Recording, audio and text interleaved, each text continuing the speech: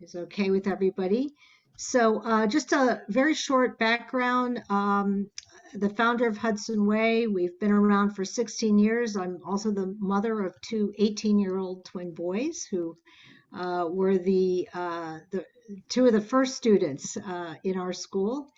And as the founder, started this because I, much like yourselves as parents, was looking for a program and looking for an immersion program specifically and unable to find one.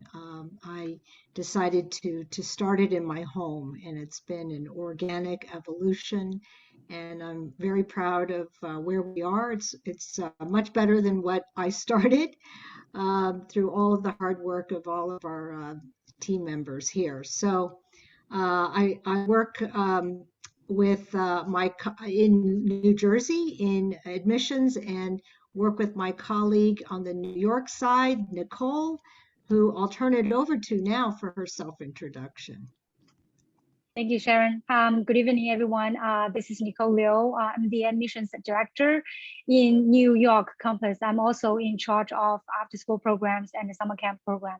I have called those New York families and had the chance to talk to you. And I'm the go-to person if you want to find more information regarding our unique and wonderful program. I'm also a proud mom with my daughter in the Spanish first grade.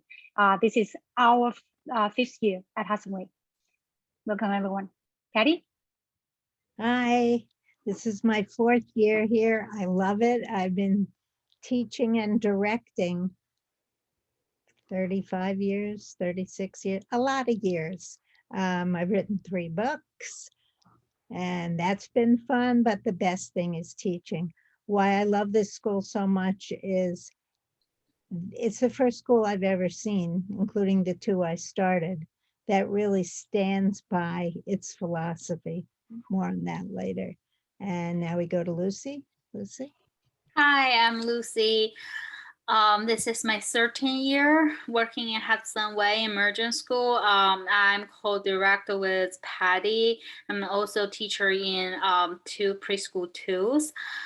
I'm Hudson Way made, which means that when I graduate from a language teaching standpoint, teaching Chinese as second language, and go into a world of teaching preschool, and I have the opportunity that the school provide me to go further education, and then I graduate from Truro College with a master's degree of early childhood education and special education. I'm certified by New York State and New Jersey in early childhood and special education plus language teaching.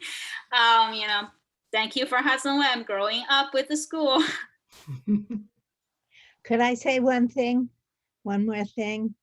I forgot to say I'm the mother of 2 children and the grandmother of 5.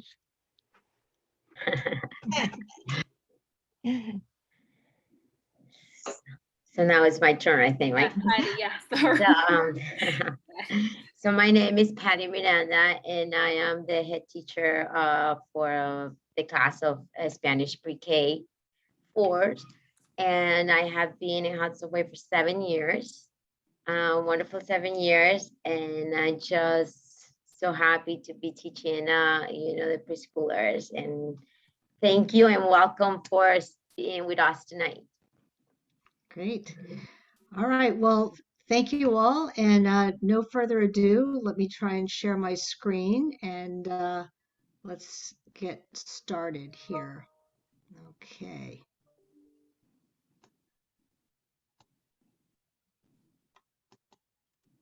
Okay, so I am going to go back, sorry. Oops. Let me go back to the beginning. Okay, here we go. There's a picture of Patty. All right, hopefully everybody can see the screen here. I just want to highlight our mission.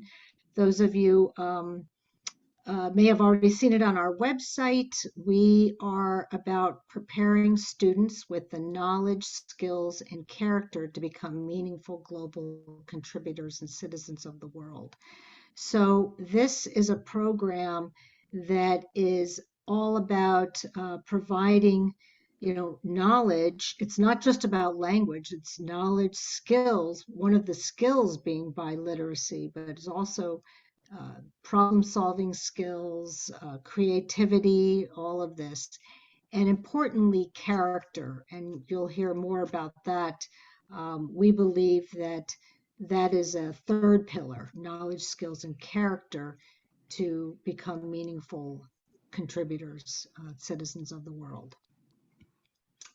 Wanted to highlight some features because these are some aspects that I think really help differentiate us from what is out there, both on the New York side and in New Jersey, in that we are a full immersion model.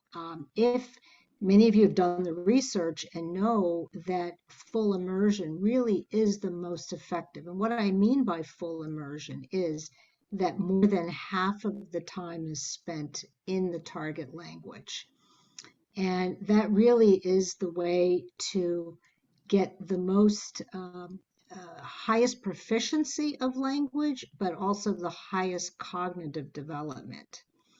I mentioned that we've been around for 16 years, so we have developed a curriculum that is has at its core creative curriculum, which you'll be hearing about, but also borrows from different aspects. And when we have a team that has such good depth of experience, we're continually fine-tuning and further developing our curriculum as we go.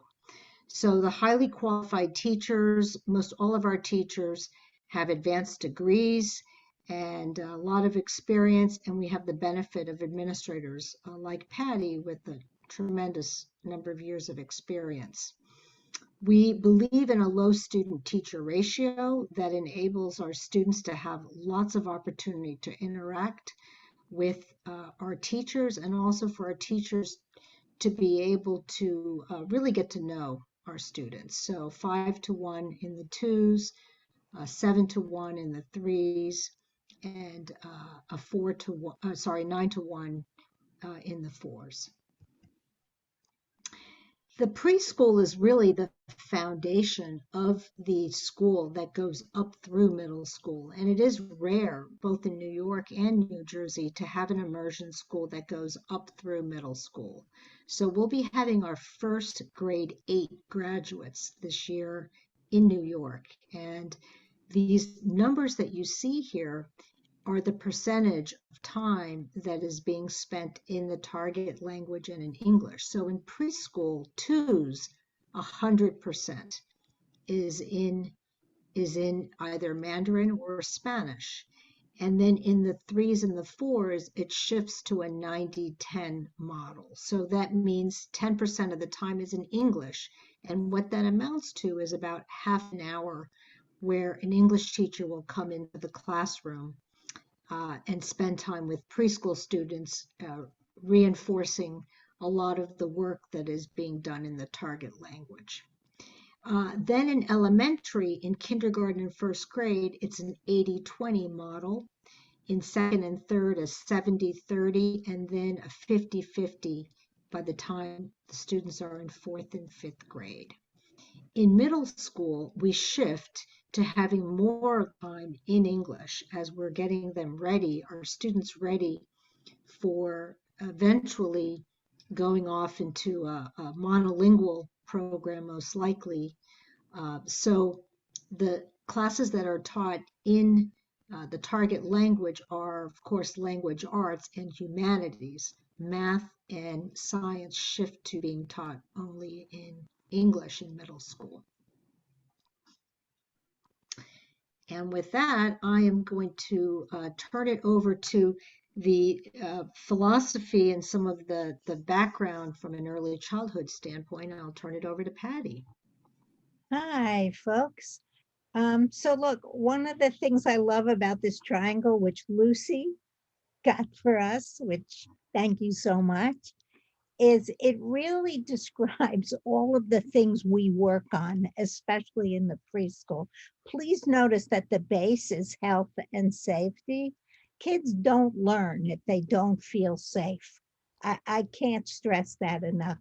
They have to know that they're in a good place and that tomorrow it's going to be a good place. And that is something that all our kids know. And they show it.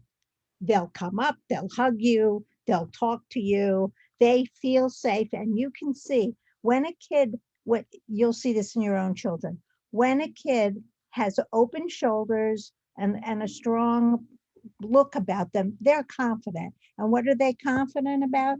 That they're in a good place for them. Engagement.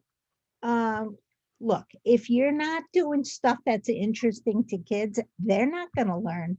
They'll sit there and play with Legos for an entire year in the twos instead of doing other stuff. And you can ask Lucy, who is a magnificent head teacher of the twos, how many fascinating things that she brings in so that children are not only having fun, but they are learning.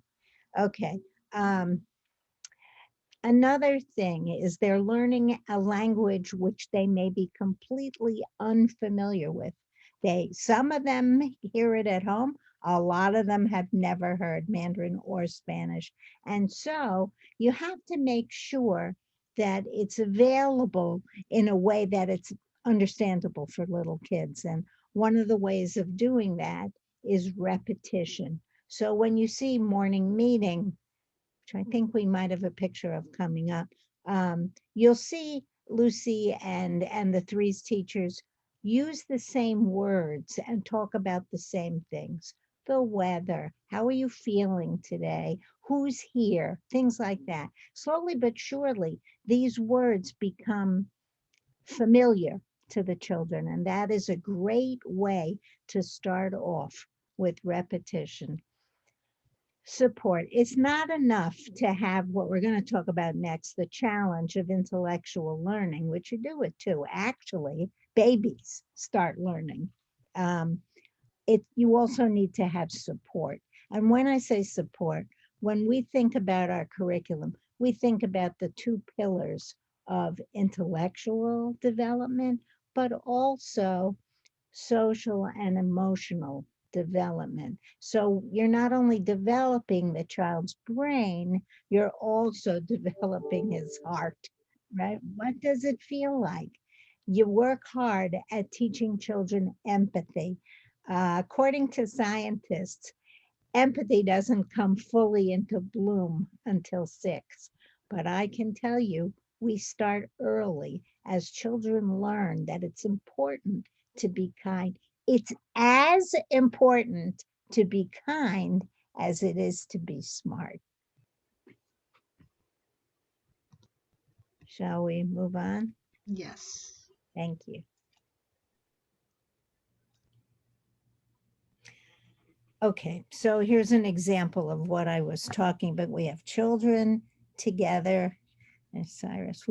Those kids look like they're 4 to me, and they're learning, they're playing, let's see, some of them are playing with trucks, some of them are counting, some of them are counting out how many tires. I think that's a fascinating game. And what's really interesting, that all 3 of them are playing the same game. If you look at the slide on the right, you can see what I was talking about earlier. You can see how kids are feeling. Do you see those different circles? I'm happy, I'm mad, right? I'm sad, I'm tired, right? There's a whole bunch of things that you can pick. And every day you pick one, and that's where familiarity turns into routine, turns into the ability to express yourself in these particular areas. I love that we have that picture. Okay. I'm sorry, I don't know how to change a slide. Can somebody move to the next slide? Can you see the next one? Cognitive development. Do you see that? Oh, yes, now I can. That's good. All right, on the left, you see children playing a math game. Now, you may not realize that children think this is play as well as learning, but it's also math, right? It's not only counting, but it's sorting. So you can actually teach a very young child how to sort. It's basic division and addition. And also sorting means you can look at colors and you can separate them too. This is all being done in their target language of either Mandarin or Spanish. And look how young those children are. I think it's remarkable that these kids can do this in another language. I would like to tell you that my first day when I came to Hudson Way, it's 4 years now, as a consultant. And a 4-year-old child walked up to me and he said, in English, I got my shirt all wet and now I have to change it.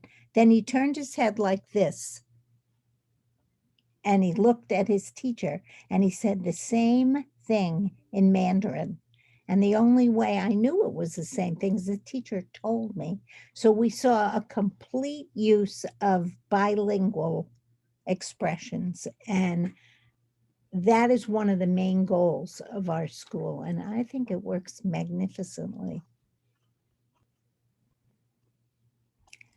Okay. I mean, we learn in a group. That's what you see in the second slide.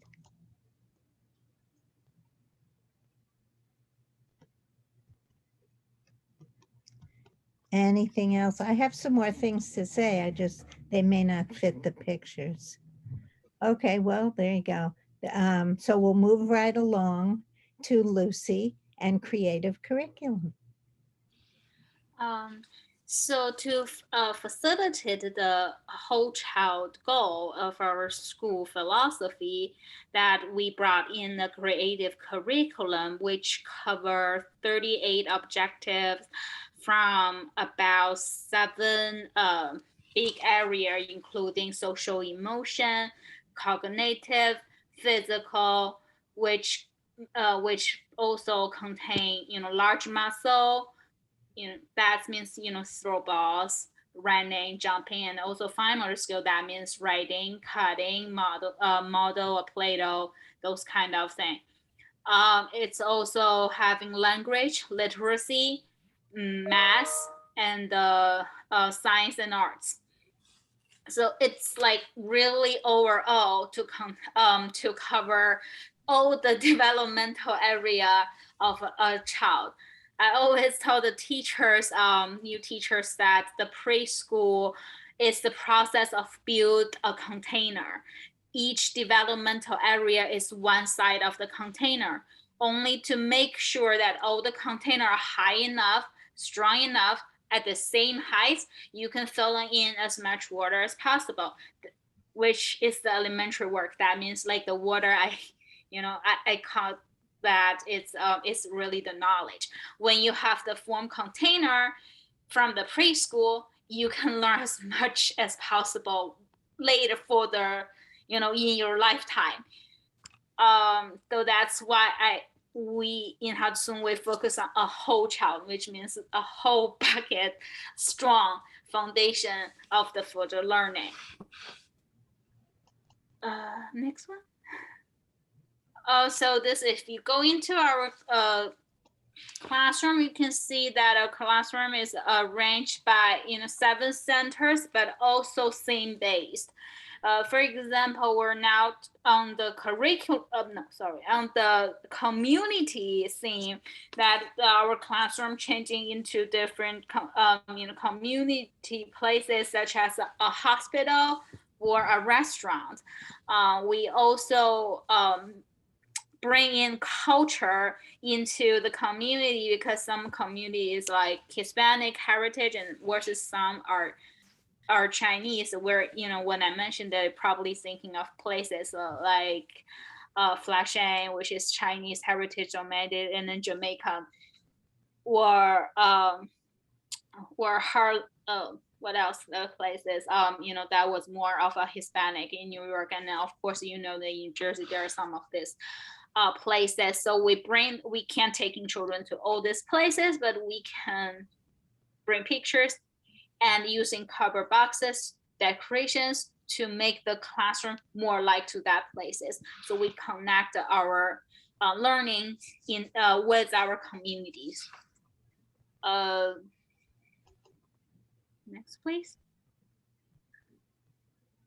As I mentioned that we in the classroom we have 6 to 7 centers, which is block center that where children have different blocks and building materials, including large Legos, foam, different materials of blocks, you know, hollow blocks, foam blocks, paper blocks, all kinds of things which they learn about the material, and they also learn about math and science, you know, heavy to light, shapes, 3-dimensional versus 2-dimensional. And then we have art center where children learn how to use our tools to communicate their ideas.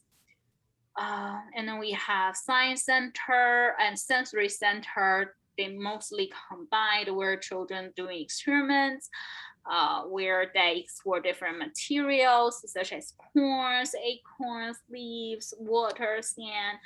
They also using measuring cups to learn about math, and then they also weigh different materials to learn about the texture, which is science.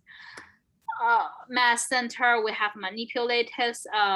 As Patty discussed with you previously, children thinking about, you know, this is playing, this is toy, but actually each toy, they have a special educational meaning.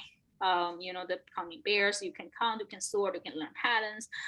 Literacy, which we have the writing center, especially for 3s and 4s, where they learn characters, simple characters, they explode through them, learning strokes, and then also they copy the letters for the English and of course Spanish to that's formed, giving them the habit of early writing and of course reading. Dramatic play center, it's like you see the previous picture is always changing based on theme. Like it could be the restaurant this 6 weeks as we go into the community themes, and then the next theme when we turn off light, it could be you know, bit like a light factory, or it's a lighthouse, or changing into a lighthouse. Or when we're doing, you know, buildings, it could be a construction place. This always changes, so children learn life skills within the dramatic play center. As here you can see the dramatic play center that in the 4th is the restaurant. They create the whole thing. They decorate their restaurant, making the flags, create the menu, and now they're like they're pretending that they order, right? And their teacher was pretending to be a waitress and then waiting to note down their order. And like some children will play as the chef, waiting for the order and cook for the children, and the teacher will serve the children, so they learn all the jobs in a restaurant by playing. And here, like in the 3s, they were focusing on hospital. One play as a doctor, one play as a nurse, and the other play as patient. And sometimes they usually bring their babies, like they be a pediatrician. And we also talk about that. And then we bring some animals too, like to be examined, or they treat their illness. They had a lot of fun. And from them, each week we have a job focus, which then our dramatic play changing with that slightly. But like, you know, from playing, they learn about the society, they learn about life. Next one, please. Patty, do you want to add these happened in your classroom, the 2 on the right, correct, Patty? Yes, we had in our center, as Lucy said, we have in a hospital. And so my students were like, they love this. They actually they decide to have the dramatic center to be in a hospital, because they always like to be playing that they are doctors. And what is amazing in this is because it's creating, and then what they want to be. I have 3 students that they say they want to be a doctor, and when they were playing in here, I love the interactions they have with each other. And we had bandage there, we had all the doctor tools, and they learned the names, which are very, very difficult in Spanish. And I thought it would be it was very challenging, and they did it. They ended up learning, and they were acting like a nurse and as a doctor, like, can you pass me the stethoscope, can you, and checking the babies or checking themselves. And the most amazing thing is like, Señorita Patty, I want to be a doctor when I grow up, because I want to help. I want to help kids. I want to help people. I want to help you when you are an old lady.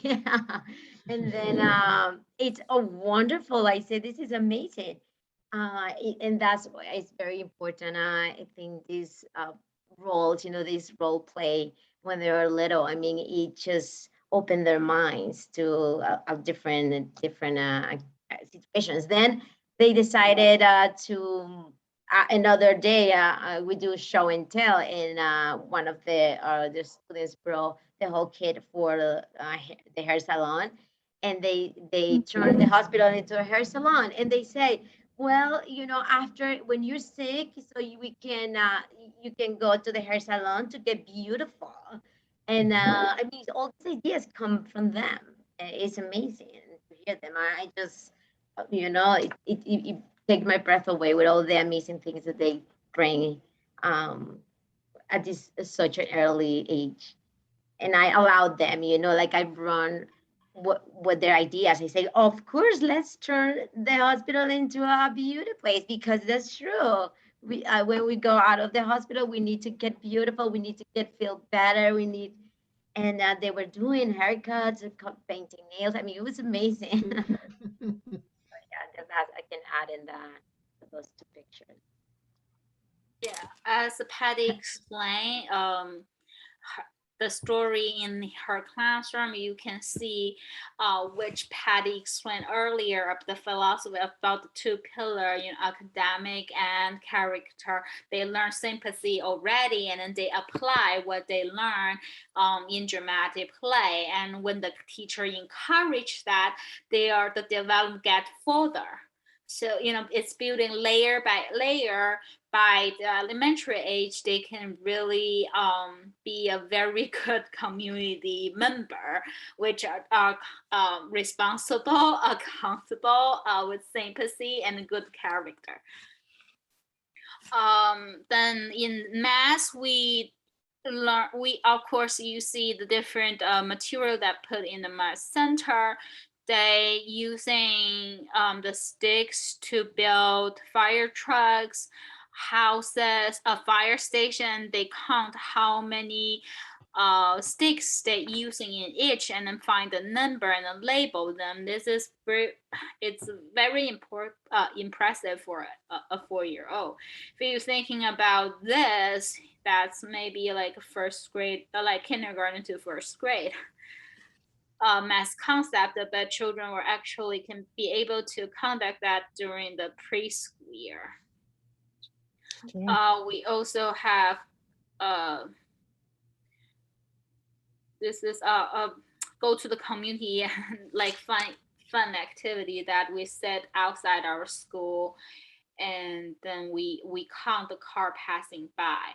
We giving them the form. We say, you can count the color of the car, how many white car, how many black one, how many red ones. And then and then also it's like, do we see fire trucks passing by? Do we see a police car passing by? They have the chart. If they see it, they check. And then later they're making the chart when they go back to the classroom and compare which car they see the most, which is also very advanced math skills that mostly children learn at elementary, but we actually exposed to it in preschool year. Patty, do you want to add something?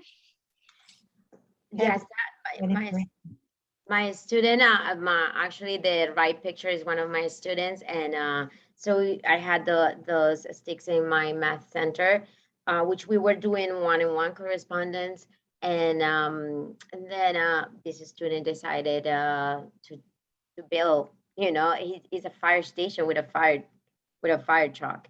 And then he, as Lucy said, he was counting. He was counting that how many sticks were in the fire station, which you know, that boy, I talk about like shapes. He count them. He was doing one-on-one as well at the end. So he decided when he saw the sticks, I mean, over there, he decided to create this. And it was amazing because I had another idea for this activity, and he came up with this, which it was perfect. He connected, you know, the theme that we're doing, community, in the math center with the stakes, and he created that beautifully. It looks, it's a fire station with a fire truck. And then he did, and then at the end he did the one-on-one. It covers one-to-one correspondent with the numbers 1 to 10. Yeah, and then also we did this activity that we went to see the community vehicles, in outside the school, and they really love this activity. They were like, Miss Señorita Patty, this was so beautiful to do it, you know, to look all the cars that were going by the school. So it was wonderful.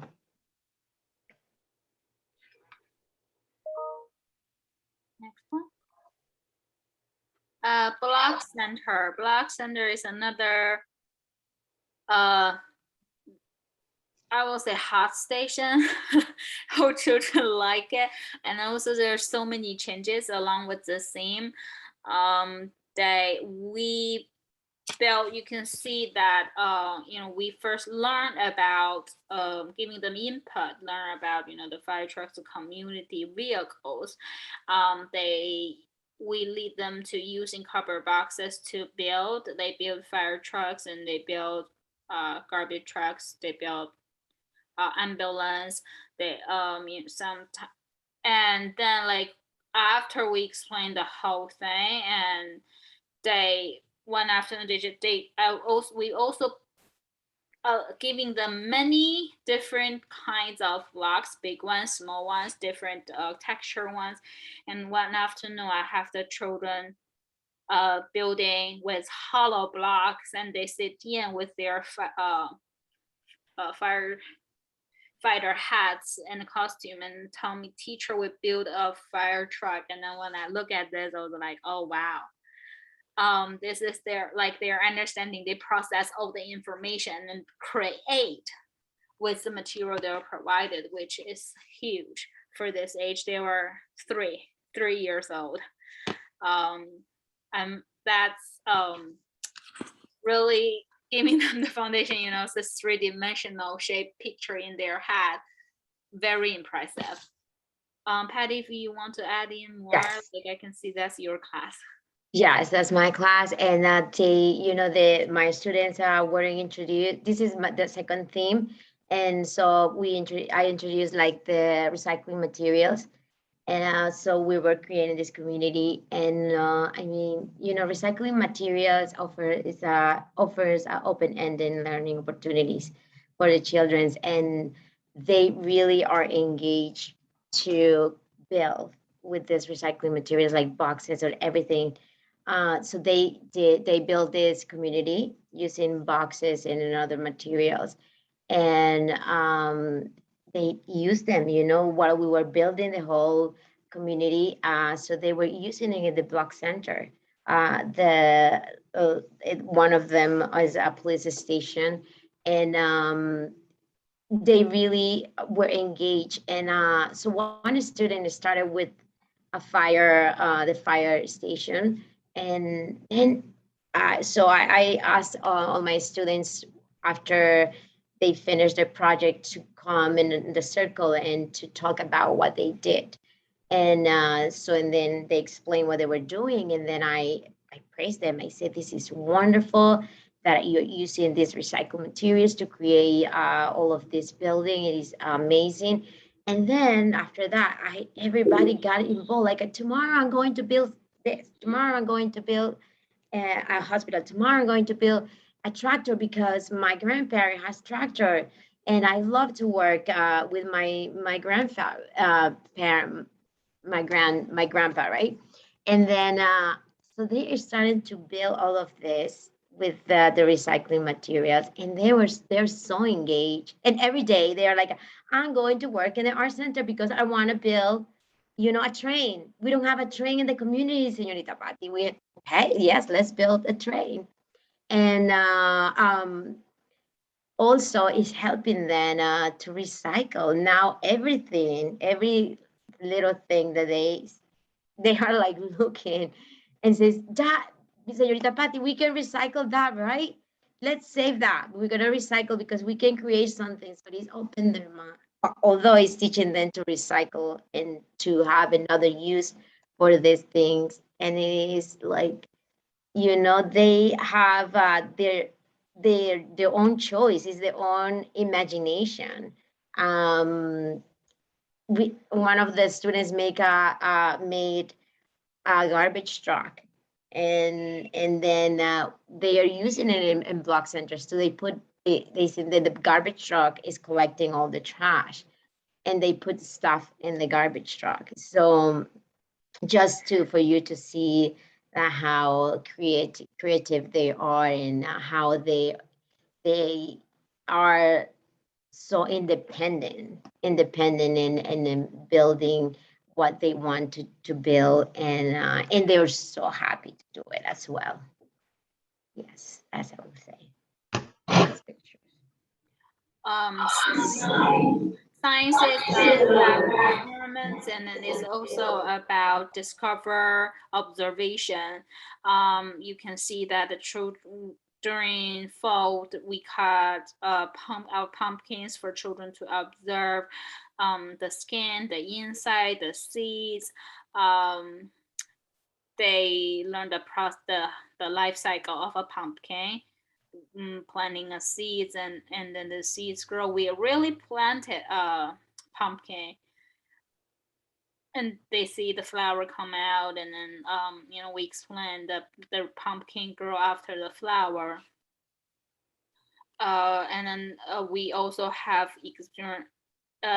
like teacher directed experiments.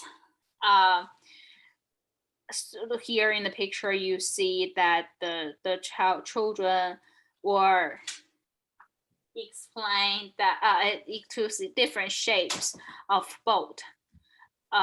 They are guessing, predict how many coins the boat can hold, and they said, oh, the boats they using the foil paper to make a boat themselves. They create in different shapes and then compare who can contain the most coin.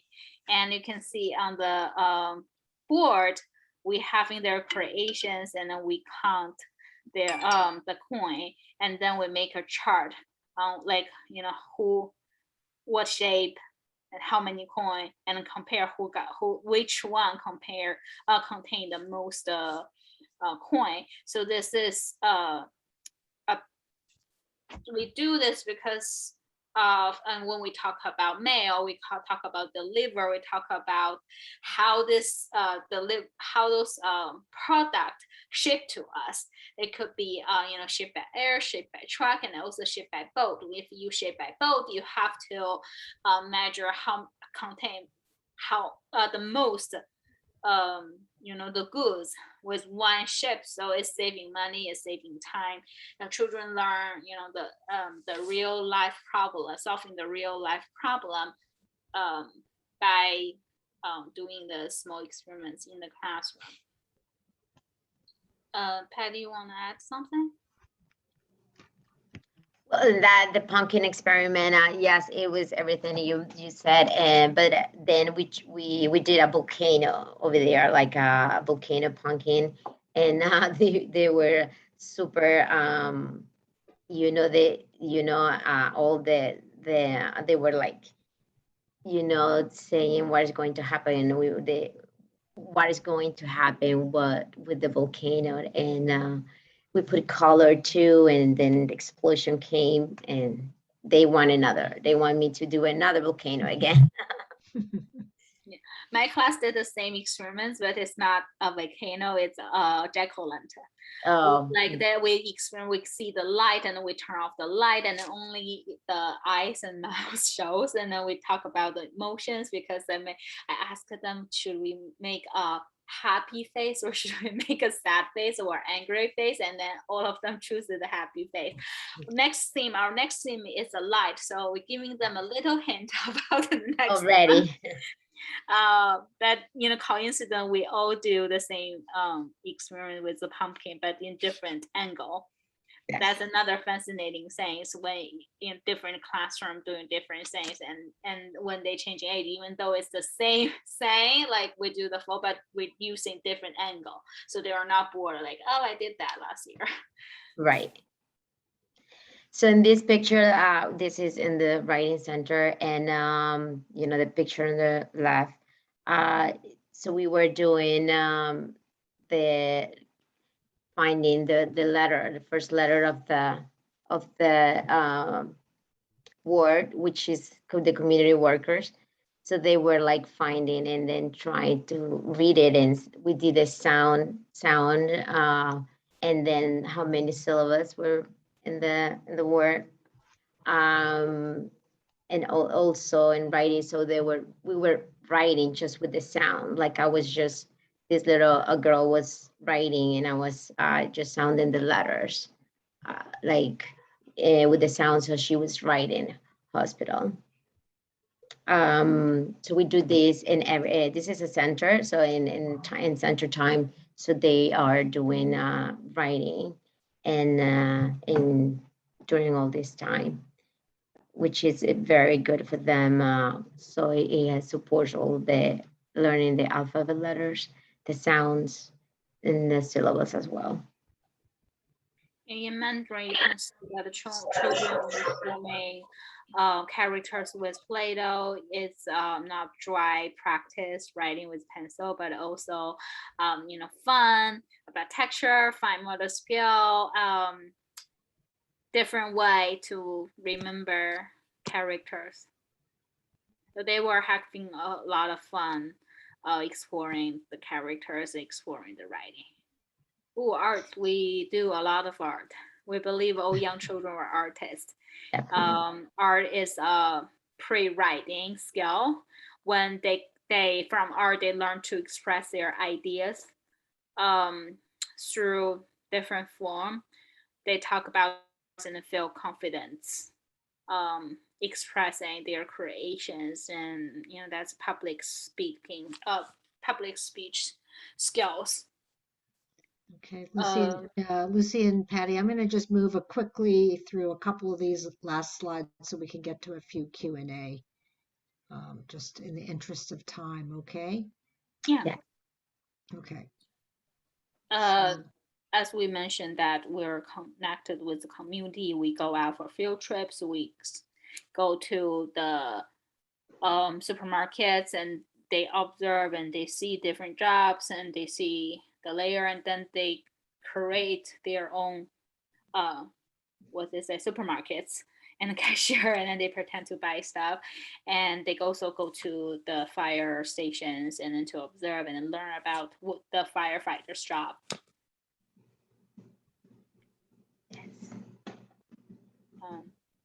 We also have special events for children to learn about culture, to connect with the school. As you can see in the picture, we in Chinese, during Chinese New Year, we invite the oldest child grade to our classroom, helping the young children making dumplings together. They read story together, and the older children read to the younger children a story about Chinese New Year. Then we have then during the actual Chinese New Year show, they were our helpers. We sang the Happy Family song, where they pretend to be mom and dad, and then the little children were my 2 years old. They were the babies, the child of the family. We also showcase each family and to giving them the big family concept that we thinking the school is a big family. Everybody helping each other. Everybody have to be responsible and helpful to make this big family as happy as possible. We also do a lot of field trips, explore the nature, see the changing of the nature, and that's giving children a lot of stimulation and enlightening. Okay, Patty. Yeah.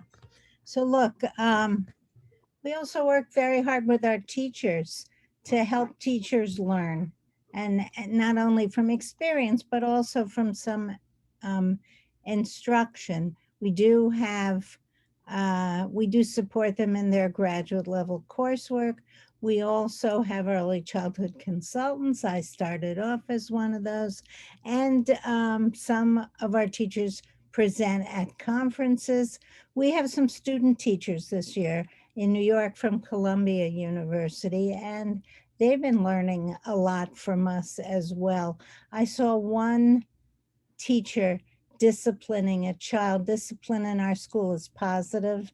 It's not you go sit in the corner. It's let's talk about this. Come over here with me and we'll chat. And I watched a student intern take a child over, sit him down, and then not say anything to him.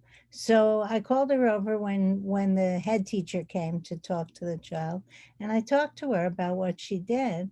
I told her she could always have the kid, we do this, hug himself and take deep breaths, because it helps the brain calm down.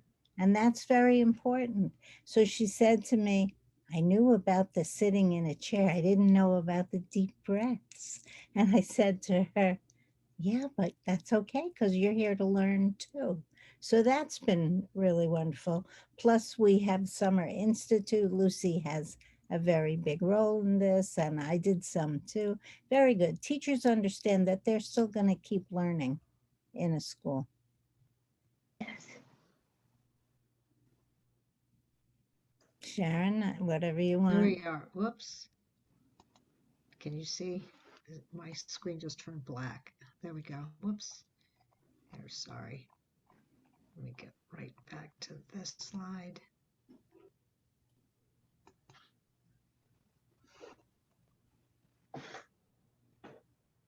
Can you see a slide that says upcoming events? Mhm.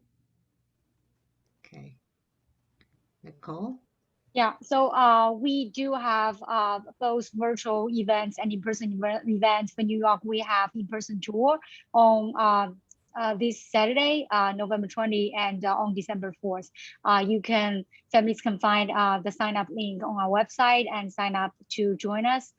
We also have events focused on elementary entry or exhibitions, or we have a dedicated teacher panel for New Jersey and New York. And for New Jersey parents, you can also schedule an in-person private tour with Sharon if needed. And yes, you can next find slide. all these on our website. Yeah. Yeah. And for the admissions process for New York families, we have two notification dates.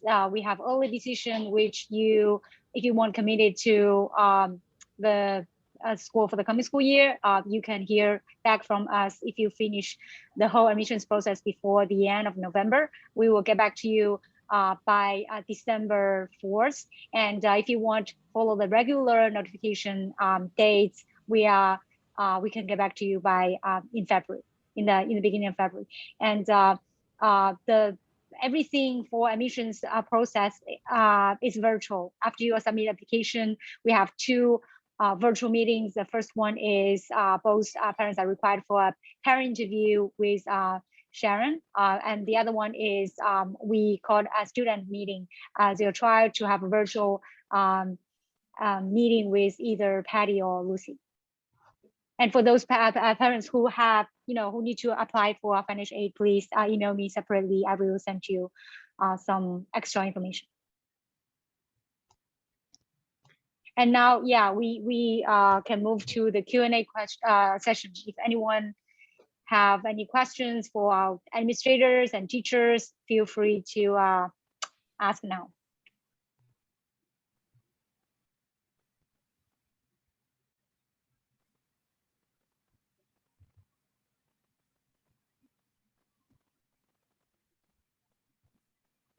If you don't feel comfortable share with us face to face, you can also type in the chat.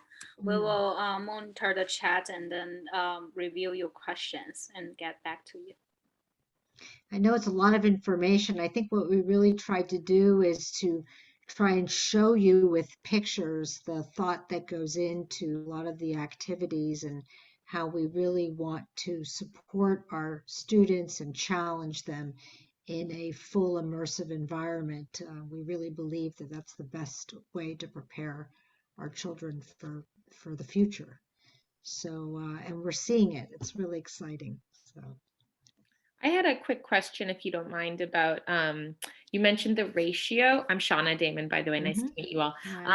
You mentioned about the ratio for twos. So I have a child who I would be interested in putting in to when he's 2.5. And so I'm just curious about how you break down the room with what would be the maximum number of kids in the classroom, and also how what the age grouping would be. So 2.5-year-olds would go up with up to what age?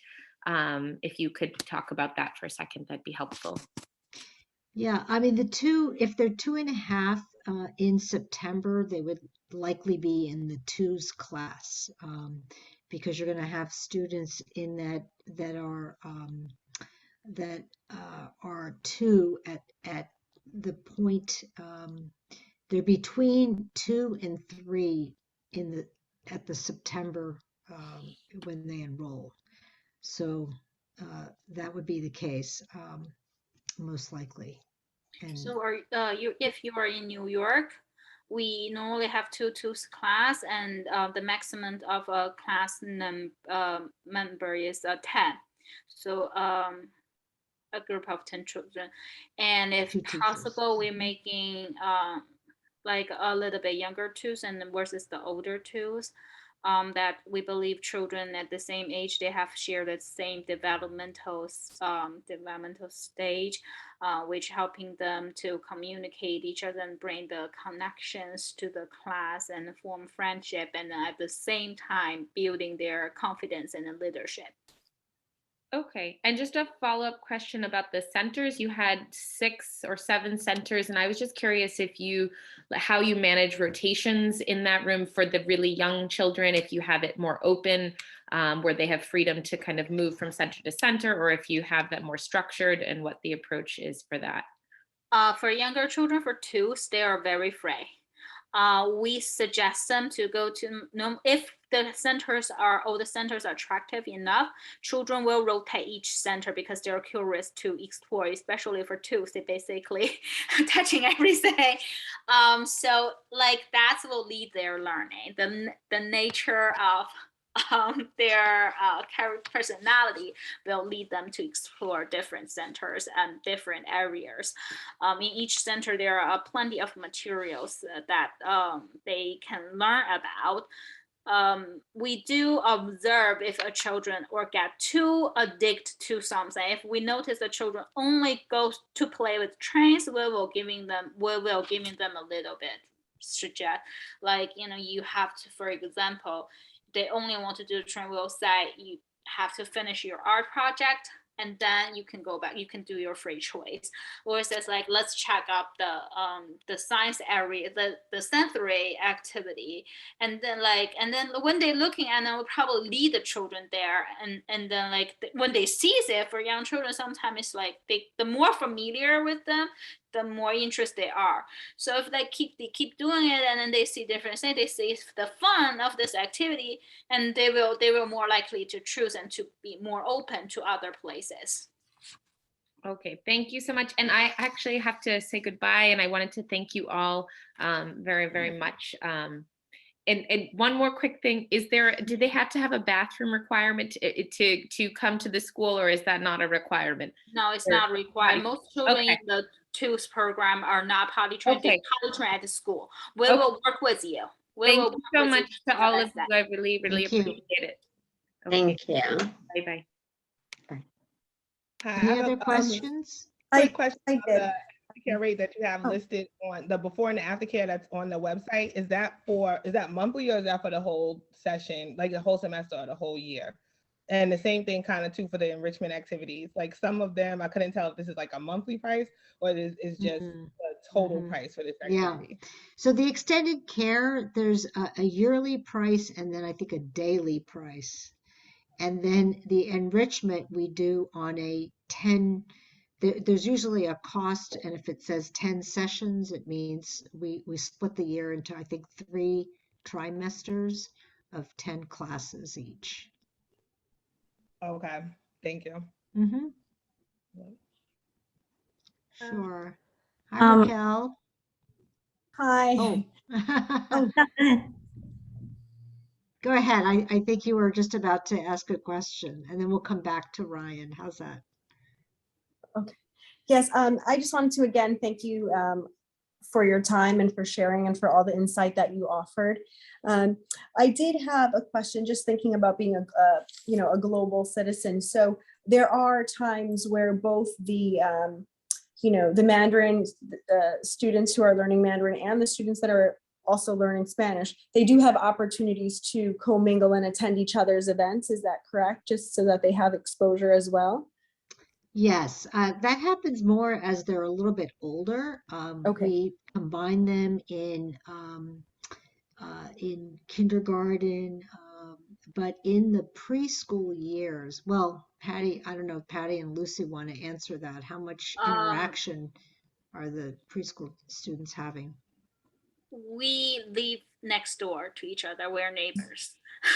So Mandarin classes, and we're neighbors. The bathroom, even though there is a curtain, but we see each other when we heard each other. We go to the playground at the same time, and then the student heard different teachers say the different things. We share the preschool gym, and then you hear my counterpart Maria, who's Spanish, too, and then talk to the children. Lava. Well, I know that as Miss washing hands already, and the children of course know that, and some children who have Spanish anywhere else, like they go to the Spanish teacher and speak to the Spanish teacher who in Spanish was like, I don't even know you speak Spanish. So that we do having a lot of interaction with each other. That's all about this global citizen. Like children, like from even young age, because of the school setting, they have a huge gift of interact to different people and to different culture.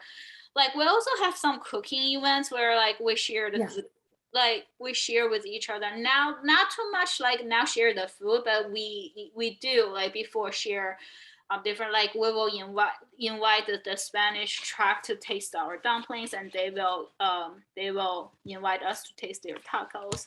Hopefully, the pandemic ends soon and we can get back to that. Yeah, the But other thing I want to, oh, sorry, go I ahead.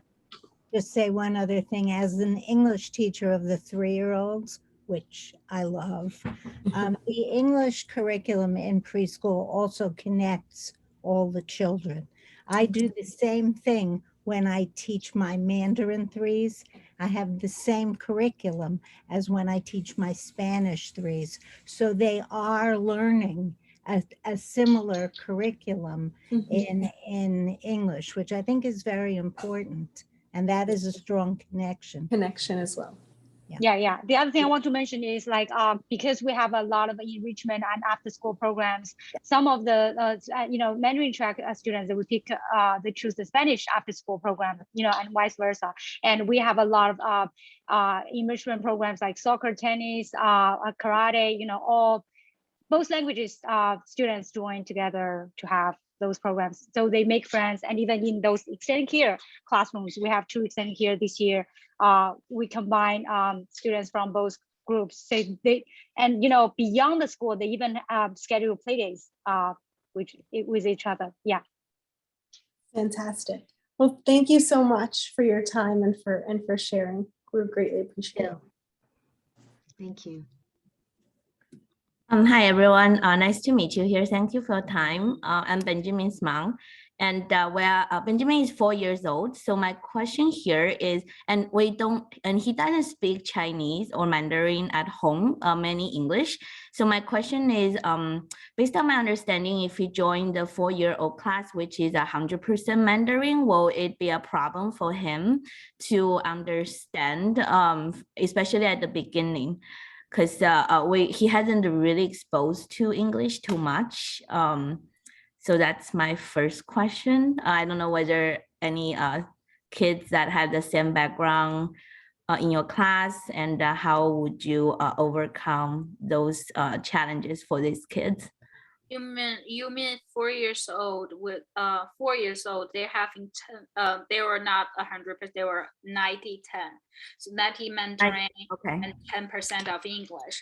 Okay. So without only speak Mandarin at home, and this is the first time of language English exposure. So yeah, it's exactly the same with my children. My oldest get into Hudson Way Immersion school with no English at 3 years old, and then when you can imagine, it's not at the beginning, the first week, it's not very easy to blend into the native English speaking kids, but the teacher having their skills, they introduce as the whole classroom most of the time Mandarin, that he actually having a lot of confidence because he's the Mandarin helper. He's the translator of all other friends during the Mandarin class, which build the connection. When the children sees that somebody is strong at a point, they naturally attract by the child. So that's the confidence. They're like, your child will going to gain a lot of confidence from our program than like a monolingual English school, even though you're thinking about, they can probably get more exposure from the English school. But from my own experience, that's not a lot of the cases. I mean, when the child have the confidence, they more willing to take risks, to try new things. Half a year later, I start to discover that my son start to speak English at home and have like full sentences with no problem.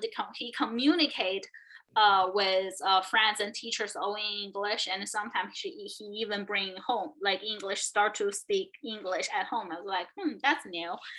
And then by the age of 4, he start to translate. We discovered that he start like go to the train station with my parents who doesn't speak a word of English, and he start to translate for them.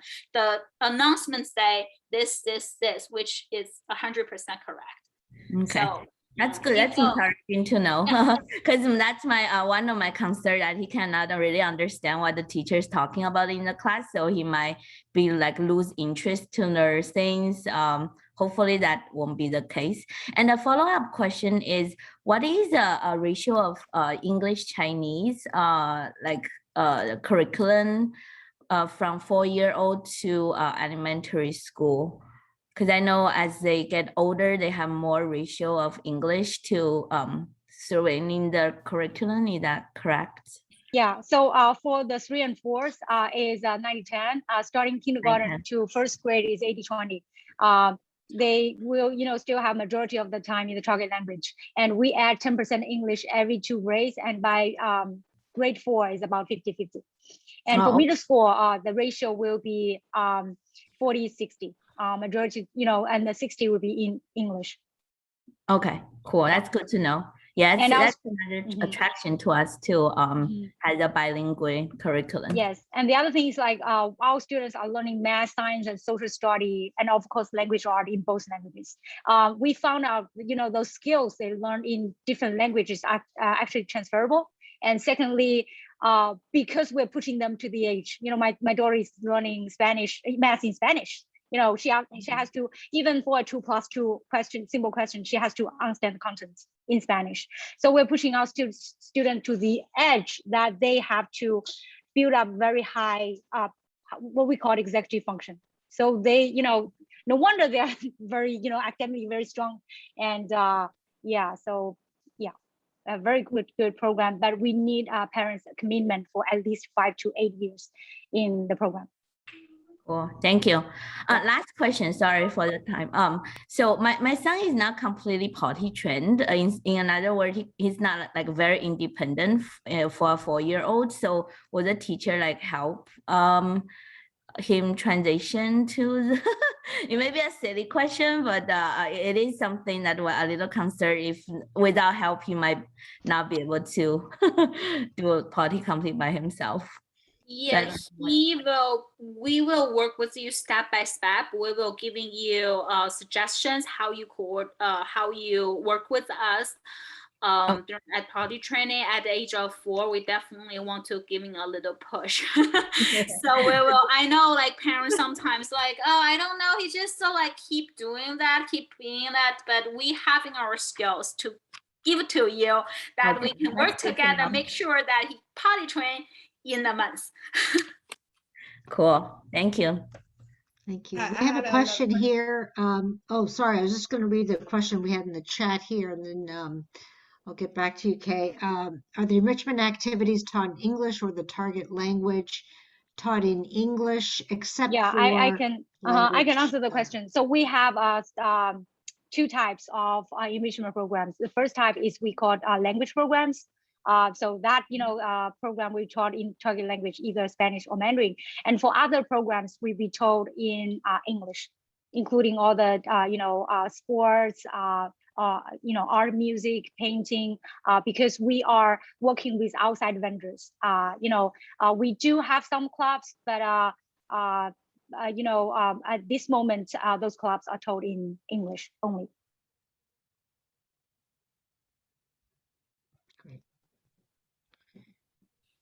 Can I ask now?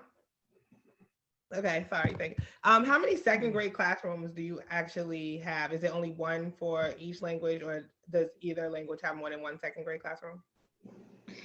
Right now we have one in New Jersey and we have one in New York. Yeah. One total. Like, so if I had 2. Yeah. Yeah, we have we have one for Mandarin. Yes, we have one of each in New York and New Jersey. Yeah.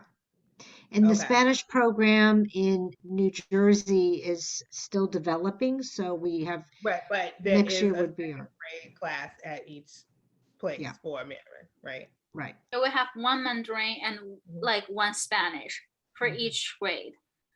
New York Spanish is developing, so next year will be 2nd grade, 1st grade, kindergarten. Okay, so next school year, New York will have Spanish and Mandarin. Yes. Upcoming school year. Okay. Yeah. So if I separate them in class, I would also be separating them by language, right? Essentially. Do you have twins? Is that? Yeah.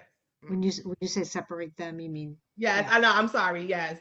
Twins. So okay. They've been in separate classrooms since toddler 2. They've been in immersion school though, but they've had both languages in each class. Like they both had both languages, the Spanish and the Mandarin. So, but now as they're getting older, we keep facing choose like one or the other. So I'm just kind of trying to get an idea. I see. Okay. Yeah. Okay. Well, thank you. Yeah. Well, yeah, we would have to kind of discuss that separately. Yeah. Okay. Thank you. Great. I have a quick question about the class size for the 4-year-old. What is in New Jersey campus? Yeah, currently we have 16 in New Jersey, Oh, and okay. that's our max right now. So we actually have a wait list for at the moment. Okay, and how many teachers for this class, may I ask? We have two teachers, and they're mixed together, right? The 16 are in the same classroom? Yes. Okay, cool. Yeah. Okay. Any other last questions? Thank you all for staying later. I know it's a little bit past the time that we were committed for. appreciate everyone's staying on. I think we'll see if anyone has any. Quick question. Hmm? Yeah, okay. Could you talk about your after school programs? What do kids do, or are they still in the immersion environment? You mean after school language, or do you mean Just enrichment like a program? general after school program. Like, because Sure. normally your school ends like 2:30, right? And after that, we can join after school. But Right. what do they do in after school? Right, right. Oh, you Well, mean extended care? Yeah, we have two kinds of programs. So our school ends at 3:30, goes from 8:30 to 3:30, and we have extended care, which is a little bit unstructured. And then we also have enrichment, in which we bring in the outside vendors, like Nicole mentioned, robotics, soccer, tennis, chess, for example. Those are classes that we'll have from 3:45 to 4:45. So then we'll also have language classes. So some kids that were on the Spanish track maybe will take Mandarin after school. And that's the after school language is an hour and a half. Twice a Oh, week. okay, thank you. So if Mhm. my kid is in the extended care, not in any of the enrichment class, and if he's in the Chinese Mandarin immersion program in the morning, will it still be immersion in the afternoon, like in the extended care, or it's just like mixed different languages? It could be, yeah, no guarantee on the background language of the extended care teacher. Sometimes it's in English, sometimes it could be in Mandarin. So it is at that point between 3:30 and 6, it's who the language of who we have as the teacher. But in New Jersey, currently we have a Mandarin teacher for extended care. And in New York, we have an English teacher currently. Okay, thank you. Mhm. Well, I want to thank everybody for joining us tonight, and feel free to reach out to Nicole for New York or to myself. We'll also be reaching out to you and checking in to see if you have any further questions, and hope to see you at one of the other admissions events that we have to learn more about the school and schedule a visit to come visit us.